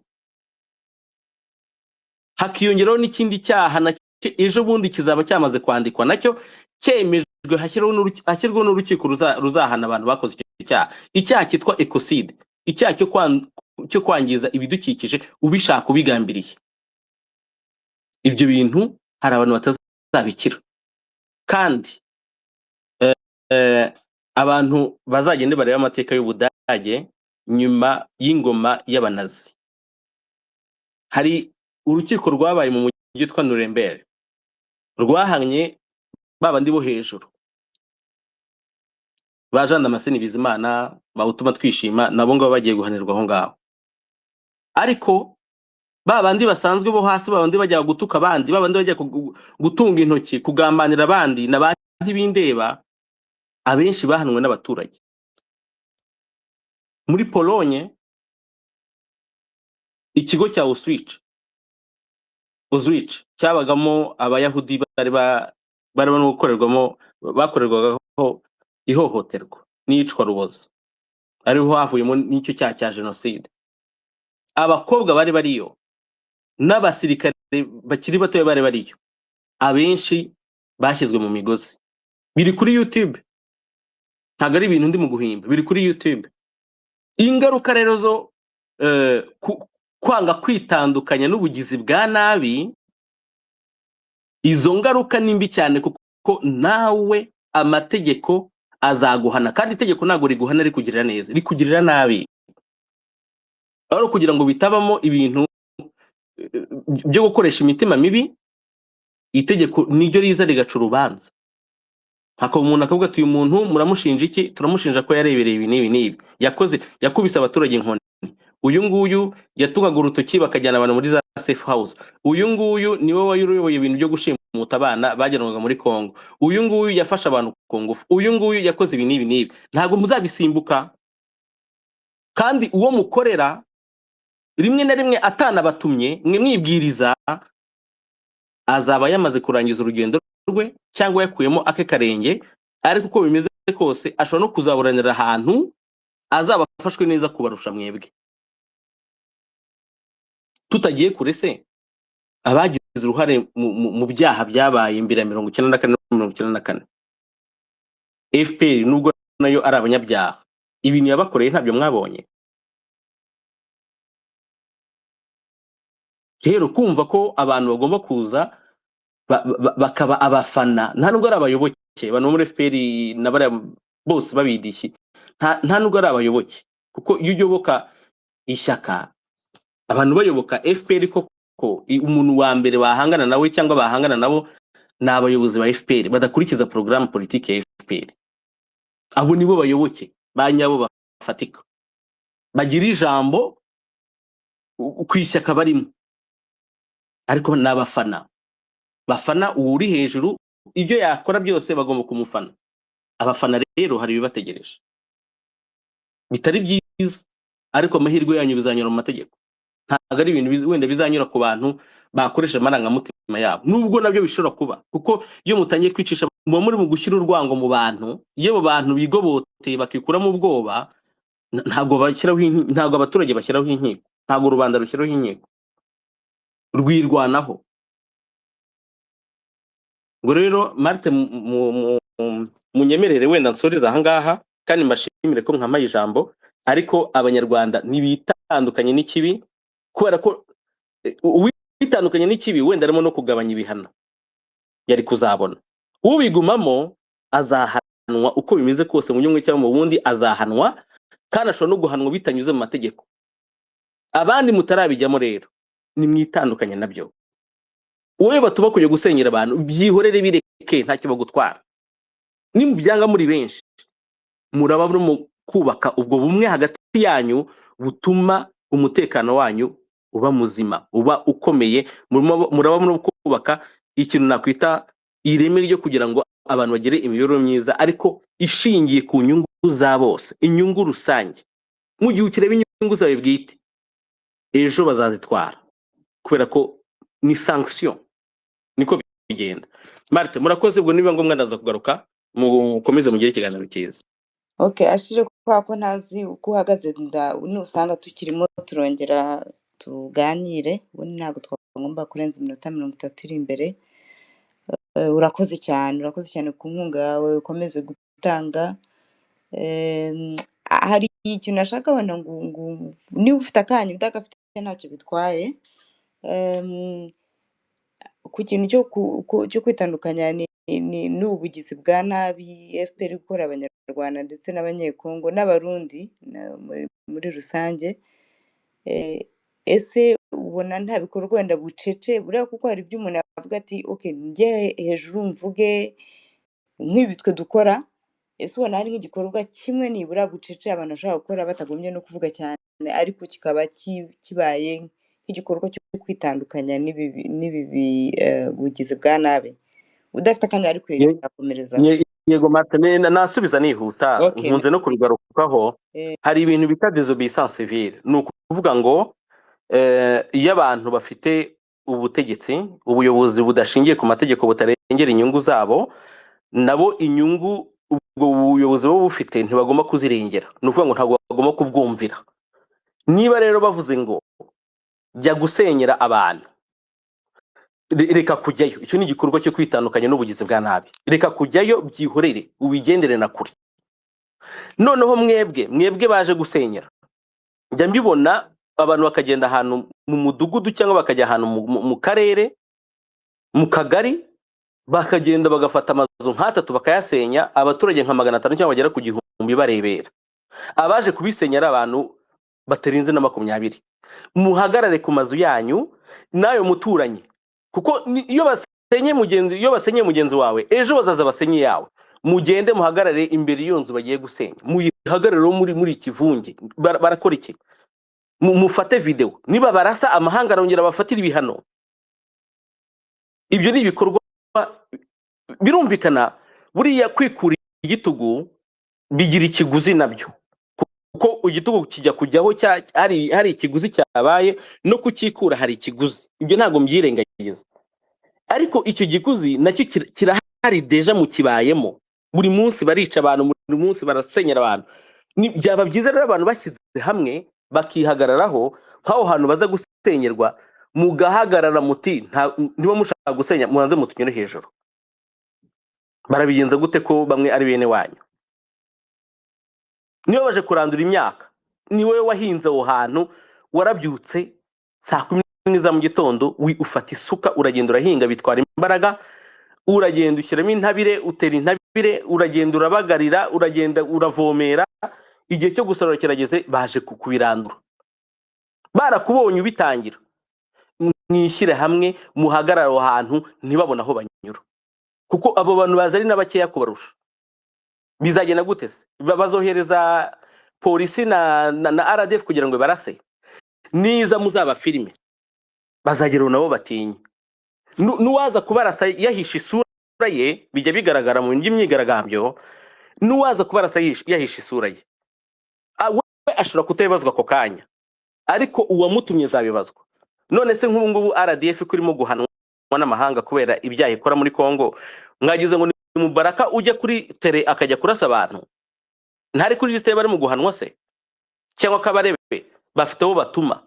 Ariko hari igihe kizagera inkiko nizijyaho, noneho n'abagiyeyo bakaba bazwi. Batayo runaka abari bayirimo naba unity runaka yagiye gukora ibintu aha naha, abari bayirimo naba bitabe inkiko. Biratinda ariko bigira ngo bikabaho. Ibyo ni ibintu wenda mvuze nihuta. Hari n'ibindi byakorwa nk'abantu hano bari hanze. Mu by'ukuri Martin, ibintu giye kuvuga bishobora kuba ari ibintu bishobora gutuma abantu bumva ko dufite umutima ukomeye cyangwa umutima wa kinyamaswa, ariko rimwe na rimwe nk'ibi bintu byo kohereza amafaranga mu gihugu bifasha nde? Bifasha FPR. Tuzi wenda ko turi gufasha bene wacu, turi gufasha abanyarwanda bene wacu, ariko abantu ba mbere babyungukira ni FPR, ko ayo mafaranga anyura mu maboko ya FPR. Ibyo bajya kugura ni muri kompanyi za FPR, ifite monopole kuri ekonomi yose. Urwo ni urundi rugero. Hari n'ibyo navuga wenda nko kuri RDF. Niba mugiye aho ngaho muri Kongo babatumye gukora ibyaha, amahanga arimo kubyamagana. Umva, niba ubonye aho unyura kwepa, kandi ngewe mbuze nuko nkwepa, wa wundi uri inyuma ubugushyizeho pistole ngo nudasonga mbere ngo arakurasa. Aha, we ashobora kutazahanwa, za drone zigushwanyuza, we ari inyuma nta kibazo, yohereje 100 barapfuye mu gihe kitarenze iminota 30, hashize iminota 30 bohereje abandi 100 nabo barapfuye, nta kintu babwiye ubuzima bwanyu. Abantu rero bagomba kugira ubwenge bakirwanaho, kubera ko umuntu ubashumuriza urupfu ntese ku kimwe mwabyemera abarusha kaye gaciro. Hagomba kuba ikintu cya resistance, hagomba kuba ikintu cyo kugira ngo abantu bumve yuko batagomba kureberera abandi. Iki nacyo ni ikindi kintu gikomeye cyane. Wivuga ngo ngiye ngo nzahaguruka karigane kangezeho, reka gatangire katarakugeraho, ugatangire kuri mugenzi wawe, ko nikamara kurangira kuri mugenzi wawe nawe ejo kazakugeraho. Martin, ndumva ari ibyo ngibyo wenda naba mvuze, ariko ndabizi ko hano hari n'abantu baza gutanga izindi ngero kandi nazo zifatika. Murakoze.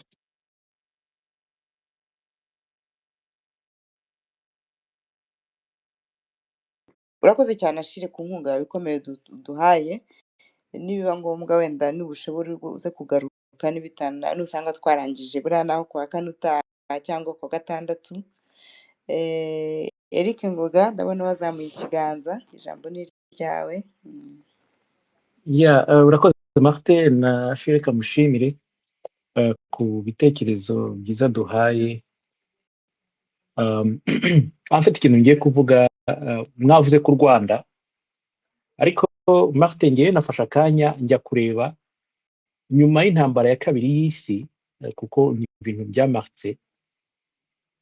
Igihugu cy'Ubufaransa cyari kiri occupé n'Abadage. Abadage ntabwo bayoboye igihugu cy'Ubufaransa, nkabo bashyizeho guverinoma. Guverinoma, uwari uyoboye guverinoma harimo abagabo babiri, umwe yitwa niba ari Philippe Pétain, undi akitwa Pierre Laval, bari abanyapolitiki.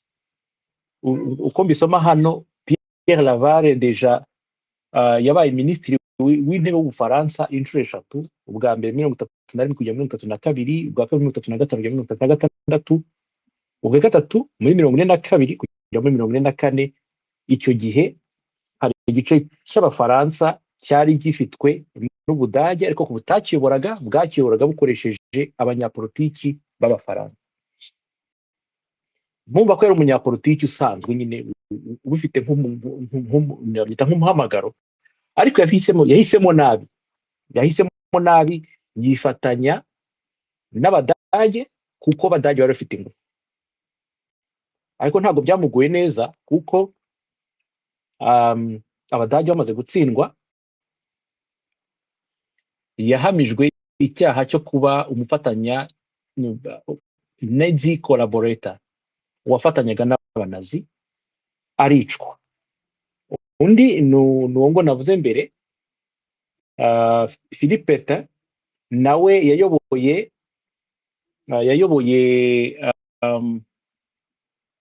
mu gihe cy'Abanazi, afite imyaka 84. Urumva ko yari umuntu w'umusaza deja, wari umaze kurya ubuzima bw'igihugu cy'Ubufaransa. Ariko Abanazi baje, nawe yiyemeza kuba umufatanyacyaha w'Abanazi, nawe ahamwa n'icyaha cya trahison. Ni ukuvuga ngo babyita ngo iki, ubugambanyi, nawe aricwa. Ibi ngibi mbivugiye yuko nyine icyo kintu ni ikintu gihari, guhitamo nabi, guhitamo gufatanya n'abanyabyaha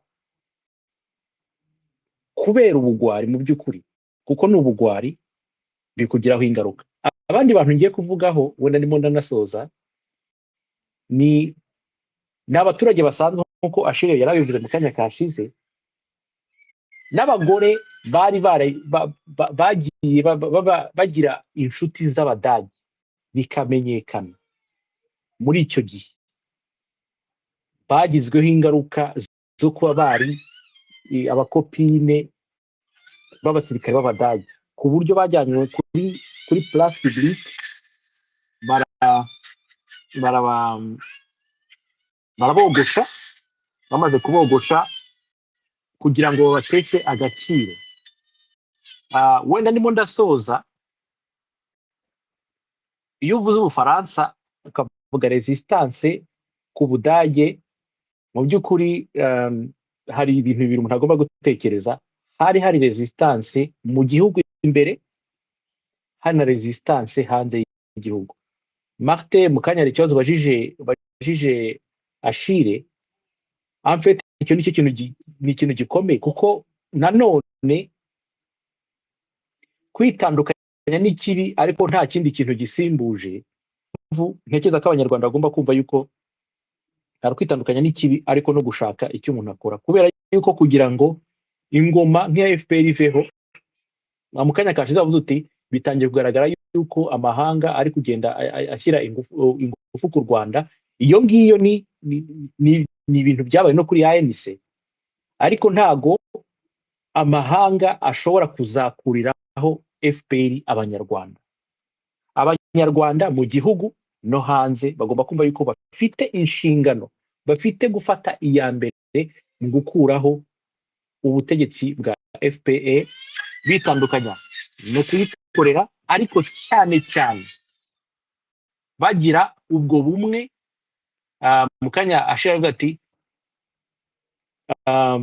niyo wagiye gusenyera umuntu muvuge ngo mwerekane ko mutabishyigikiye. Ahangaha kugira ngo ube muri babandi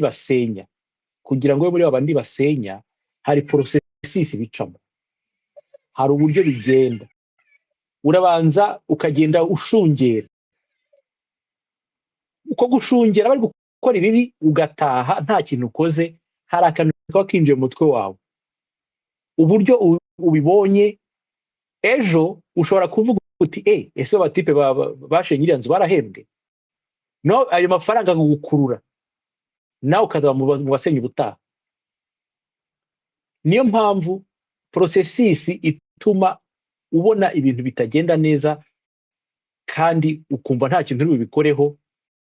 Iyo processes ifite uko itangira, ntago umuntu abyuka ngo yisange mu gatsiko k'abantu bagiye gusenya, bagenda bamurukirita gake gakeya babonye ubushobozi bari kumubonamo bwo kutitekerereza mu by'ukuri, bwo kugendera mu kigare, bwo kutumva yuko hari ibintu umuntu agomba kwirinda mu buzima. So guhitamo kudakora ikibi, ariko cyane cyane kujya mu nzira yo gushaka gufasha abashaka impinduka mu Rwanda. Urakoze Mark.